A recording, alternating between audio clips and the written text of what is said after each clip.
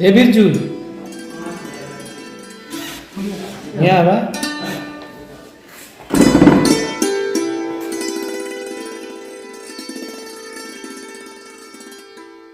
का हो भैया? अरे ढेर दिन हो गल भाई से भेंट कैले। फजियत से? फजियत से हाँ। याद आवते का फजियत का? अरे बहुत याद आवती है। हाँ भाई जब से हमने संगे तैयारी कई ना अब फिर तब से उनसे मुलाकात ना हो पाओ। सच कहला बड़ा दिन हो गल मिलले उनसे। तो चल ना कहियो। चला आज भेंट करे चल जा। नहिले तो ना है लेकिन ठीक नहा लिया। चल चल तब चल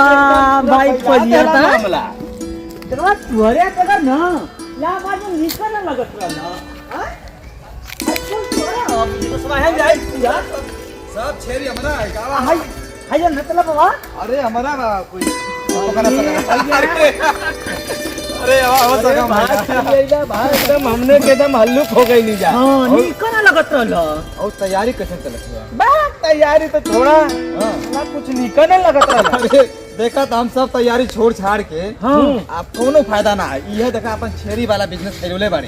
अरे वाह बड़ा बढ़िया फायदा है कि नहीं में? अरे बहुत मजा आवे यार। अच्छा हाँ हम बिरजू से कहली है हाँ बा बरला थोड़ा पहले चला भैया से मिल लिया आवल जा पहले। का करबा अब आईएएस का तैयारी करे का देखो कपारे के बार खिया गल बा। और गल ये भैया हाँ आईएएस के तैयारी उहे जुनून तोहरे अंदर लौकत भले पकड़ी चढ़ावत बा तू। हाँ। जुनून उहे दिखत अरे बा। देखा- चश्मा अबे लगला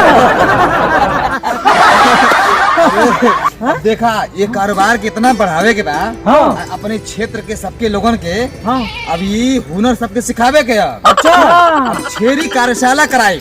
हाँ। हाँ देखला ई होला आईएएस का सोच ओ छेरी कार्यशाला करा के सबके छेरी का बिजनेस करने खातिर प्रशिक्षित करे। सब ये रोजगार की आगे बढ़ाई। भैया इनमें जितना फायदा बानो हाँ। देश के कोनो काम में ना बा।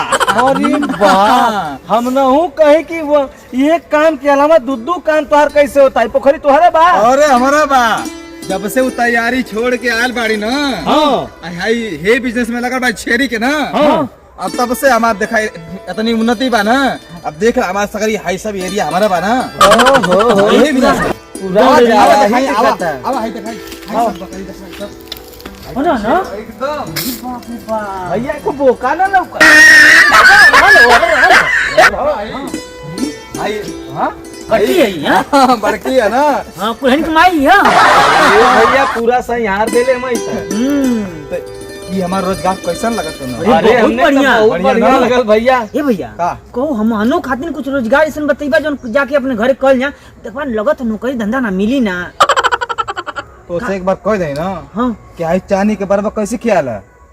माटी रोडो अरे सोचल ही में अच्छा सोचली में ना इतनी दिन तैयारी कैली हां हाँ। आ कोनो रोजगार हासिल ना भयल ना। कोनो नौकरी ना मिल पौला। हां तकरी वैकेंसी देखते बड़ा हां एको औती ना आया जोन औतो इतन कोट हो जाता कोट हो ठीक हो जाता हाँ तब तो सब अधूरे में रह जाता।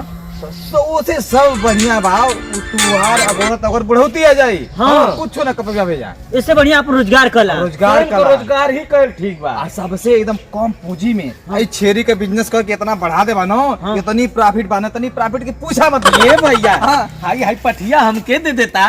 अरे ले लाना ऐसा ऐसा एक पाठ का तो 100 पाठ हो जाइए कुल। हाँ? तो चला मिल के एक एक कारवा के आगे बढ़ा जा। हाँ भैया चलो, चलो, चलो। चला।